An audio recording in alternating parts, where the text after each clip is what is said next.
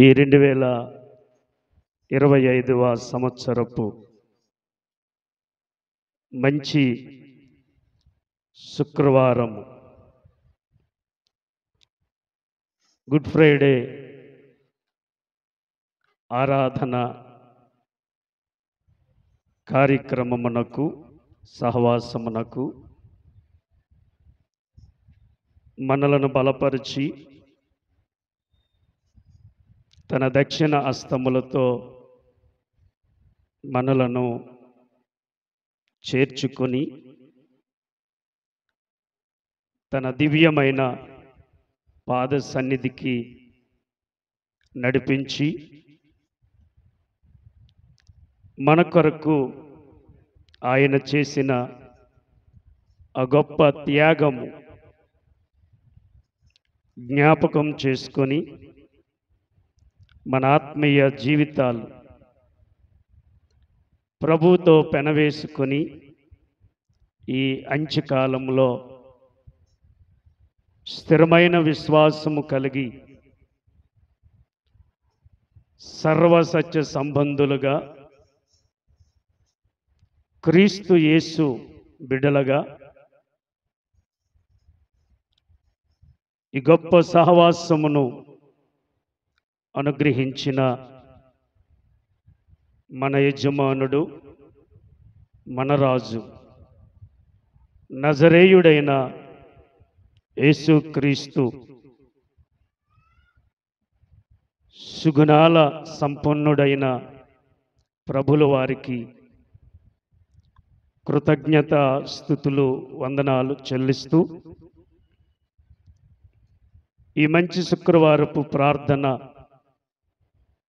సహవాసములో 7 మాటలాడిన వారికి, ప్రార్థించిన వారికి,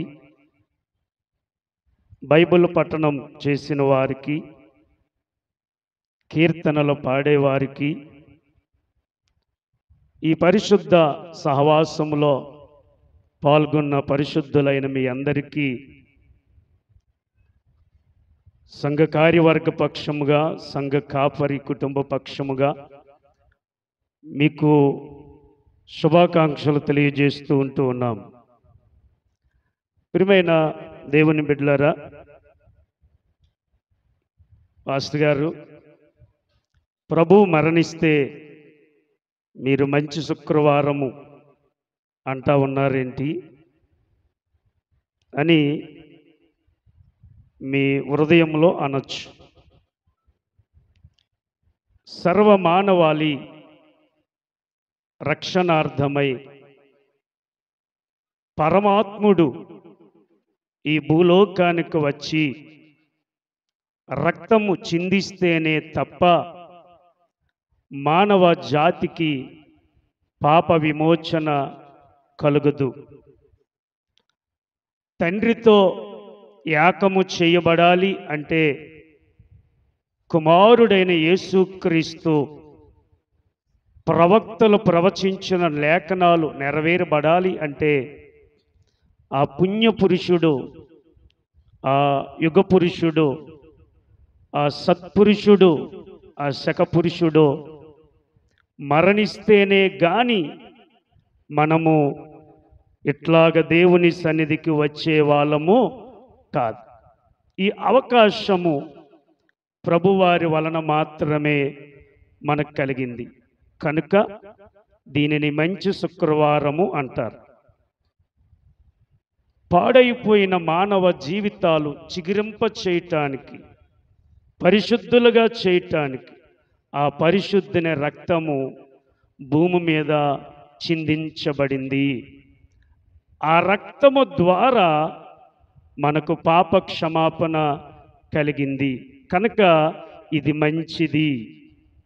ప్రియమైన దేవుని బిడ్డలారా, మరి నాకు ఇచ్చిన తీర్పును గురించి మీ మధ్య కొన్ని మాటలు ఉంచాలని ఆశపడుతూ ఉన్నాను. ప్రియులారా, గెత్సెమనే వనములో రాత్రి ప్రభువారు వేదనతో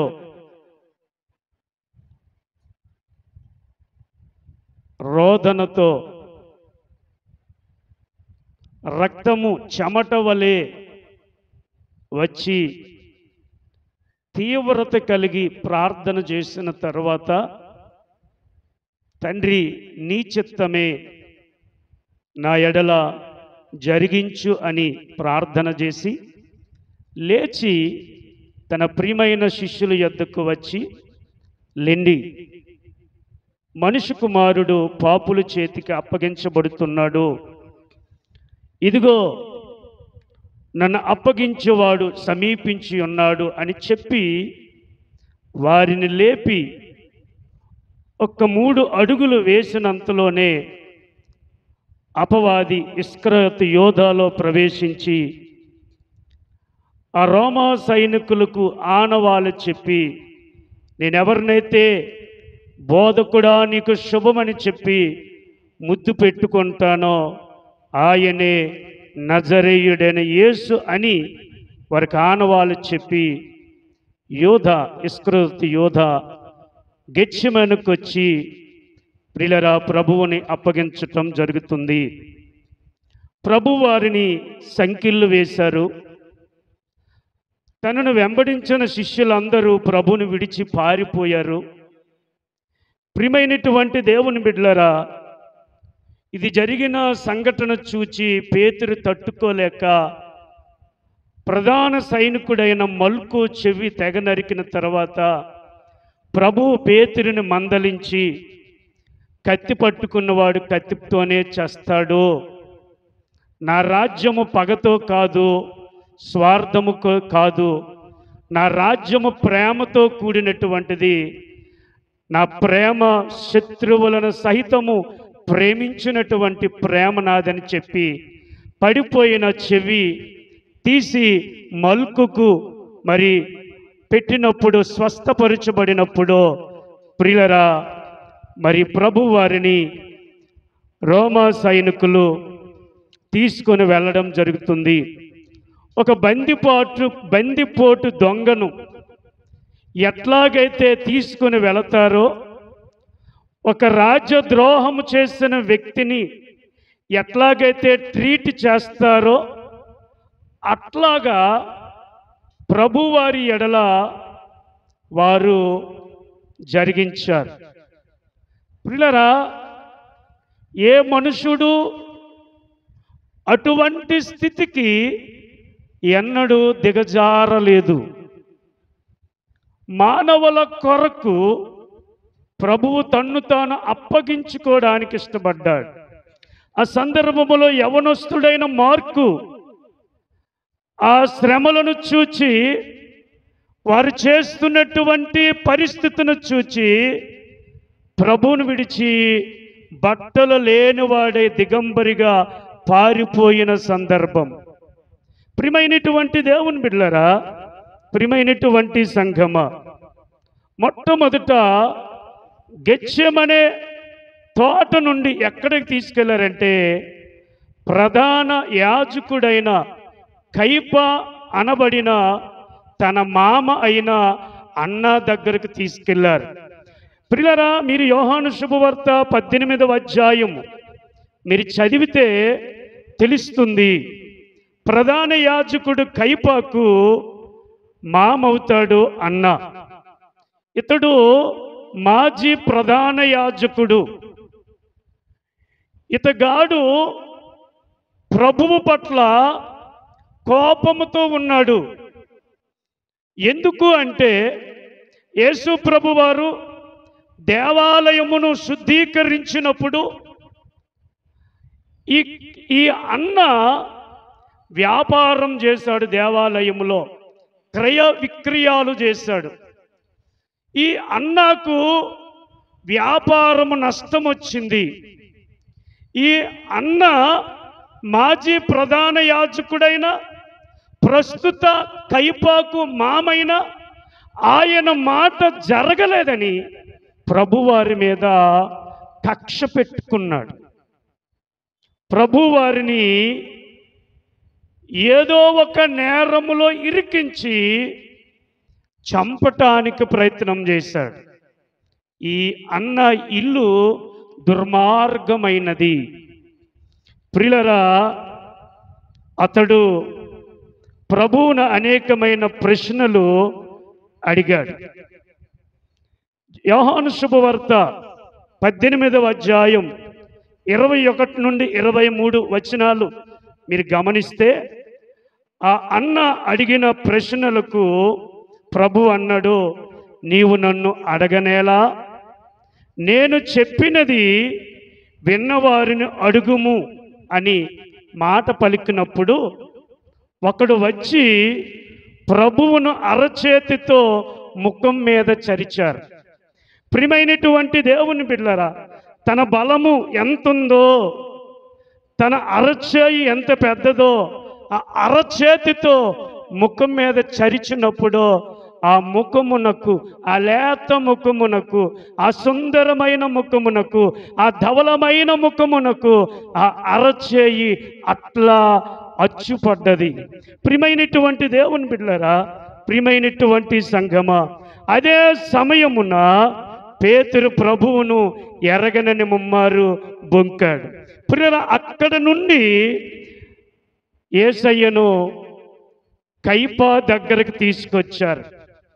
ఈ కైపా దగ్గర తీసుకొచ్చి, ప్రియులారా, మతపరమైనటువంటి తీర్పులు తీర్చటానికి అన్న కైపా తీర్పులు చెప్తున్నారు. వీరు మత పెద్దలు గనక, మత ప్రధాన యాజకులు గనక, మతమనికు అధికారులు గనక, మతమనే ముసుగులో మతమునకు వ్యతిరేకముగా మాట్లాడుతున్నాడు, ప్రజలను రెచ్చగొడుతూ ఉన్నాడు, ప్రజలను పాడు చేస్తున్నాడని చెప్పి ఆయన మీద నేరము మోపాలని అబద్ధ సాక్షులను పెట్టారు. ప్రియమైనటువంటి దేవుని బిడ్డలారా, యేసయ్యకు విరోధముగా ఇద్దరిని అబద్ధ సాక్ష్యాలను పెట్టారు. ప్రియులారా, వారు ఎన్ని అబద్ధాలు సాక్షులు పెట్టినా ఒకరి సాక్ష్యము ఒకరికి పడట్లా, మ్యాచ్ అవ్వట్లా. వారు ఎన్ని ప్రయత్నాలు చేసినా వారి అబద్ధ సాక్ష్యములు ప్రభువారి ఎడల నిలవబడటం లేదు. అప్పుడు ఏం చేశారంటే, ప్రియులారా, దేవాలయమును పడగొట్టి 3 దినములలో మరలా కట్టిదనని ఇతడు చెప్తున్నాడని అబద్ధ సాక్ష్యములు చెప్పారు. ప్రియులారా, దేని గురించి చెప్పాడు అంటే, ఆ దేవాలయమును గురించి చెప్పలేదు ప్రభు, తన దేహమును గురించి చెప్పాడు. ఇదిగో, నేను చనిపోయి 3వ దినమున లేస్తాను అని చెప్పాడు. వీరికి అర్థం కాక, వీరి జ్ఞానము లేక, ప్రభువు చెప్పిన ఆత్మీయ పరమార్థము వీరు గ్రహించకుండా 40 సంవత్సరాలు కట్టినటువంటి దేవాలయమును ఇతగాడు 3 దినాల్లో పడగొట్టి కట్టేస్తానన్నాడని అబద్ధ సాక్ష్యములు చెప్పారు. ప్రధాన యాజకుడు లేచి, ఏమయ్యా, అందరూ అంటున్నారు నీవు పరమాత్మను కుమారుడు అయిన క్రీస్తువట, నీవేనా అన్నాడు. అప్పుడు ప్రభు అన్నాడు, అవును నేనే అన్నాడు. ప్రియులారా, మీరు మనిషి కుమారుడును శక్తిమంతుని కుడిపార్శ్వమున కూర్చుండుటయు మేఘారూఢుడై వచ్చుటయు మీరు చూచెదరని ప్రభు చెప్పినప్పుడు ఆ ప్రధాన యాజకుడైన కైప సింహాసనం మీద నుండి లేచి బట్టలు చింపుకొని జుట్టు పెరుకుకొని, ఇక సాక్షులతో పని ఏముంది, ఇతగాడు దేవదూషణ చేశాడు కాబట్టి మీరందరూ విన్నారు కదా, ఇప్పుడు మీరే దీనికి సాక్షులు, ఏమి చేయాలి ఇతన్ని అని అన్నారు. అప్పుడు అందరూ అన్నారు, ఇతడు మరణమునకు పాత్రుడని తీర్మానం చేశారు. ప్రియులారా, దేవదూషణ చేశాడని ప్రభు వారి మీద నేరారోపణ చేశారు.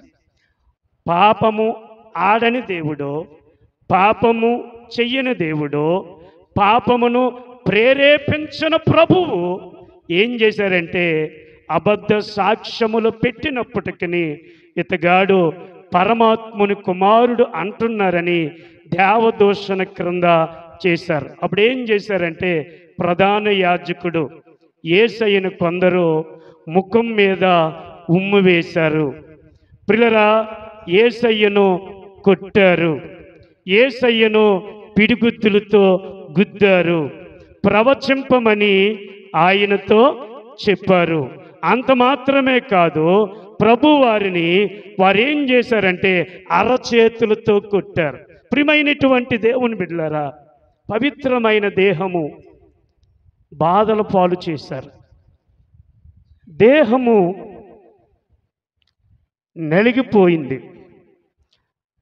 కానీ ఆయనకు మనుషులు ఆ విధంగా చేసినప్పటికీ, మనుషులు యేసయ్య మీద ఆ విధంగా వారు ప్రవర్తించినప్పటికీ ఆయన ఏం చేస్తున్నాడంటే వారిని ప్రేమిస్తూనే ఉన్నాడు. ప్రియమైన దేవుని బిడ్డలారా, మరి వారికి మత పెద్దలకు మరణించే అధికారం లేదు కాబట్టి యేసు ప్రభువుని గవర్నర్ అనబడినటువంటి పిలాతు దగ్గరకు తీసుకొని వెళ్ళడము జరిగింది. పిలాతు అసలు పట్టణం సమరయ పట్టణం. ఆయన అక్కడ నివాసం చేస్తాడు. అయితే పస్కా పండగ గనక యెరూషలేములో చాలామంది ప్రజలు వస్తారు గనక అల్లరు జరగకూడదని చెప్పి ఆంటోనియా అనే కోటలో గవర్నర్ అనబడినటువంటి పిలాతు గారు నివాసం చేస్తారు. ప్రియమైనటువంటి దేవుని బిడ్డలారా, యేసయ్యను పిలాతు దగ్గరకు తీసుకుని వస్తారు. పిల్లల, మీరు సినిమాలు చూచినట్లు పిలాతు దగ్గర ఎక్కువ మంది కూర్చోరు. పిలాతు ఒక్కడే ఉంటాడు. పిలాతు దగ్గర ఎటువంటి వారు ఉండరు. ప్రియమైనటువంటి దేవుని మీద సినిమాలు అయితే పిలాతు తీర్పు తీర్చినప్పుడు చాలా మంది కూర్చున్నట్లుగా చూపిస్తారు. కానీ సినిమాలు చూపించినట్లు అనేక మంది లేరు. పిలాతు గారు ఒక్కరే విన్నారు. ఈ మత పెద్దలు, ఈ ప్రజలు క్రింద నుంచి తీర్పు చెప్పమని చెప్తున్నారు. ప్రియమైనటువంటి దేవుని బిడ్డలారా, యేసు ప్రభు వారి పైన ఈ యూదులు 2 నేరములు మోపారు. ఏంటి అంటే ప్రియులారా, ఇక్కడ యేసయ్యపై మోపబడిన నేరములు మొదట అన్నా కైప మత సంబంధమైన నేరములు మోపారు. ఇప్పుడు పిలాతు గారి దగ్గర నేరములు మోపుతున్నారు. ఏంటంటే రాజకీయ సంబంధమైన నేరములు మోపుతున్నారు. అయ్యా, ఇతగాడు కైసరుకు పన్నువద్దని ప్రజలను రెచ్చగొడతా ఉన్నాడు. ఇదిగో, మీరు ఎవరికి పన్ను అవసరం లేదు, మీరు స్వతంత్రంగా బ్రతకాలి, ఎవరు మోచేతి క్రింద నీళ్లు త్రాగకూడదు, ఎవరి దగ్గర బానిసలుగా ఉండకూడదు, మీరు ప్రభుత్వపు నీడలో బ్రతకకూడదని రాజకీయ నేరములు వీరు మోపారు. రెండవదిగా ఇతడే రాజని తన్ను తాను ప్రకటన చేసుకుంటున్నారని నేరములు మోపారు. ప్రియులారా, యేసయ్య మీద రాజకీయ నేరము మోపబడింది. పిలాతు గారు అనేక ప్రశ్నలు ప్రభువారు అడిగారు. కానీ ప్రభువారు పిలాతు గారికి ఒక జవాబు కూడా ఇవ్వాల. ప్రియమైనటువంటి దేవుని బిడ్డలారా, ప్రియమైనటువంటి సంగమ, యోహాను శుభవార్త 18వ అధ్యాయం 31వ వచనములో ప్రియులారా, ఆయన నిర్దోషని గమనించి మీ ధర్మశాస్త్రము చొప్పున తీర్పు తీర్చుడి అనే మాట ఉంది కదా, ఈయనలో నాకు ఏ దోషము కనబడలేదని చెప్పినప్పుడు ప్రజలందరూ కేకలేశారు. అప్పుడు పిలాతు అడిగారు, ఇతడు ఏ ప్రాంతపు వాడు? ఇతడు గలిలయ ప్రాంతపు వాడు అన్నటప్పుడు, అప్పుడు గలిలయ ప్రాంతాన్ని పరిపాలన చేస్తున్నాడు హేరోదు. పిల్లలప్పుడు యేసయ్యను హేరోదు దగ్గరికి పంపించారు. హేరోదు దగ్గరికి పంపించి, ప్రియమైనటువంటి దేవుని బిడ్డలారా, హేరోదు దగ్గరికి లూకా సువార్త మరి 23వ అధ్యాయము 6వ వచనము నుండి 18వ వచనం వరకు ఇంటికెళ్ళి చదవండి. హేరోదు యేసయ్యను చూడవలనని, యేసయ్యతో మాట్లాడవలనని ఎప్పటి నుండో ఎదురు చూస్తున్నాడు. అయితే అవకాశం వచ్చింది. యేసయ్యను నేరస్తునిగా నిలవబెట్టారు. హేరోదు యేసయ్య వైపు చూచి, ఏమయ్యా, నువ్వు అద్భుతాలు చేస్తావట కదా, నువ్వు సూచక క్రియలు చేస్తావట కదా, నువ్వు మహత్కార్యాలు చేస్తావట కదా, అయితే ఒక్కసారి నా ముందు ఒక సూచక్రియ చెయ్యు అన్నాడు. పిల్లల యేసు ప్రభువారు తలదించినది పైకి ఎత్తలేదు. ఎందుకో తెలుసా? హేరోదు యేసు ప్రభువుని ఏ విధంగా మనసులో ఆలోచించి ట్రీట్ చేస్తున్నాడు తెలుసా? ఈయన ఒక గారడీవాడని, గారడీ పనులు చేసేవాడని తన మనసులో అనుకొని ప్రభువుని ట్రీట్ చేస్తున్నాడు. ఒక సూచక్రియ చెయ్యి. అయితే ప్రభువారు ప్రియులరా అతగాడికి అనేక ప్రశ్నలు వేసిన కానీ సమాధానము ఇవ్వలేదు. అప్పుడేం చేశారంటే, యూదులు రాజని చెప్పి చూశాడని నేరము పంపి హేరోదు సైనికులతో ఆయనను తృణీకరించి ఆయనకు అపహాసం చేసి ఒక ప్రశస్తమైన వస్త్రాన్ని తొడిగించి ప్రియులరా పిలాతు దగ్గరికి మరలా పంపించారు. పిలాతు దగ్గరికి పంపించారు. లూకాసు వార్త 23వ అధ్యాయము 12వ వచనములో ఉంటుంది. రెండవసారి పిలాతు దగ్గరికి యేసు ప్రభు వారు వచ్చినప్పుడు లూకాసు వార్త 23వ అధ్యాయము 13వ వచనము నుండి 25వ వచనం వరకు చూస్తే, రెండవసారి వచ్చినప్పుడు పిలాతు భార్య క్లౌదియా ప్రోకిలియా అనే ఆ తల్లిగారు రాత్రి స్వప్నమందు కల వచ్చిందని చెప్పి ఒక ఉత్తరము పంపించి తన భర్త అయిన పిలాతుకు పంపించింది. ఆ ఉత్తరములో ఏముందంటే, నేను రాత్రి కలగన్నాను, ఆ కలలో అతడు నీతిమంతుడని నేను చూచాను, కాబట్టి నీవు ఆ నీతిమంతుని జోలికి పోవద్దని చెప్పాడు. ప్రియమైన దేవుని బిడ్డలారా, ప్రియమైనటువంటి సంఘమా, అతని మీద మోపిన నేరములలో ఒకటైనను నాకు కనబడలేదని చెప్పినప్పుడు ప్రజలు అంటున్నారు, ఆయనను సిలువ వేయము, సిలువ వేయము అని చెప్పారు. ఇదిగో ఆయన రక్తము మా మీద, మా పిల్లల మీద పడునుగాక, నీకేం వచ్చిందయ్యా, నువ్వు సిలువ వేయు అని తీర్పు చెప్పు అని పిలాతు గారి మీద బలవంతము చేశారు. ప్రియమైనటువంటి దేవుని బిడ్డలారా, మరి పిలాతు అనేక మారులు ప్రభువారిని తప్పించాలని ఆశపడ్డాడు.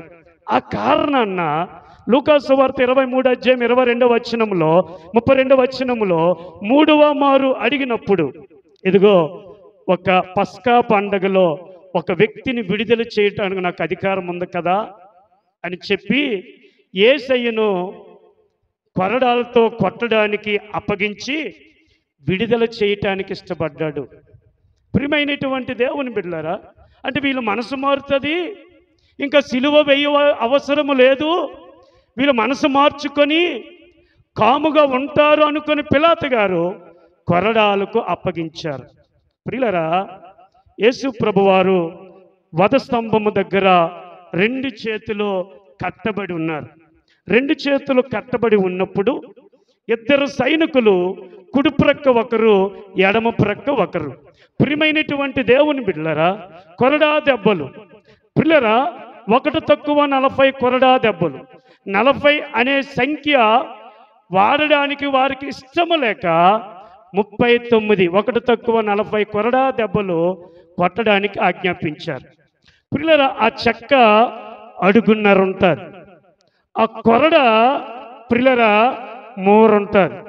పిల్లరా, ఆ కొరడ చివరకు గేలపు ముళ్ళు అనివ్వండి, సీసం అనివ్వండి, ఎముకలతో తయారు చేసినటువంటి ఎముక అవనివ్వండి, అది ఇనిమే అవనివ్వండి, అది కొంకుళ్ళు కలిగి ఉండేది. ప్రియమైనటువంటి దేవుని బిడ్డలారా, యేసు వధస్తంభము దగ్గర ఉన్నప్పుడు కుడి ప్రక్క నుంచి ఒకడు కొడుతుంటే ఎడమ ప్రక్క నుంచి ఒకడు కొడుతున్నాడు.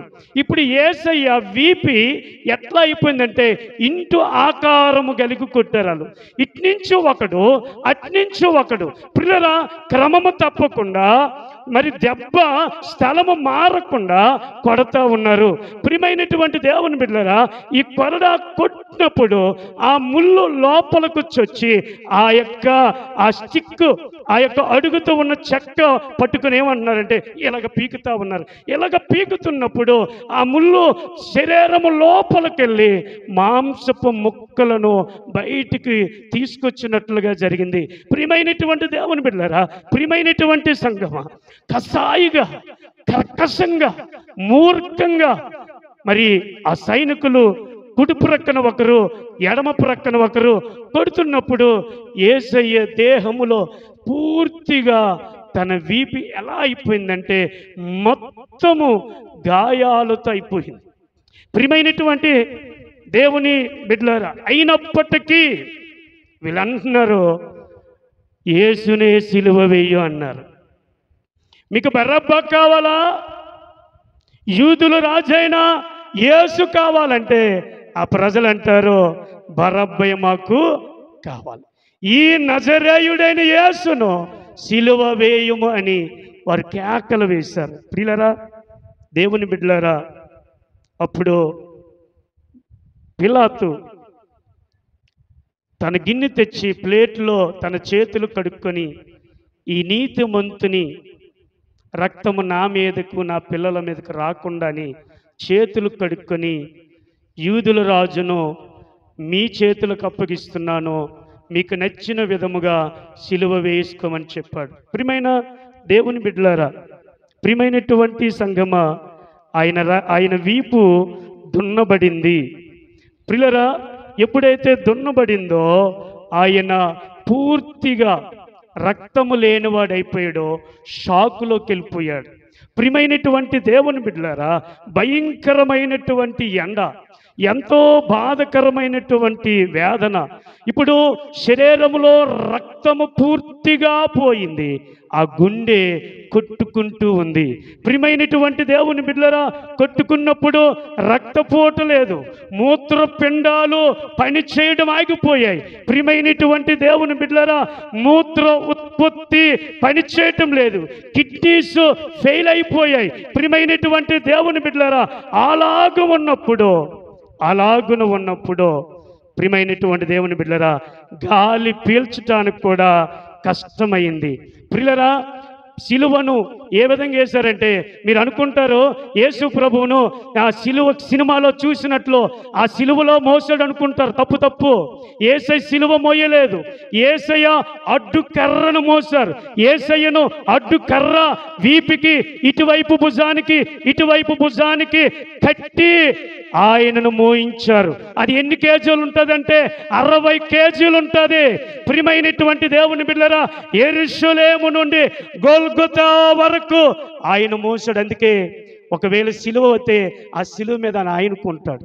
అందుకే యేసయ్య ముందుకు పడ్డాడు. అంటే ఈ బరువు ఎక్కువ అవుతున్న కొలది, రక్తము పోతున్న కొలది బలహీనుడైపోయి మోయలేక ముందుకు తూగిపోయాడు.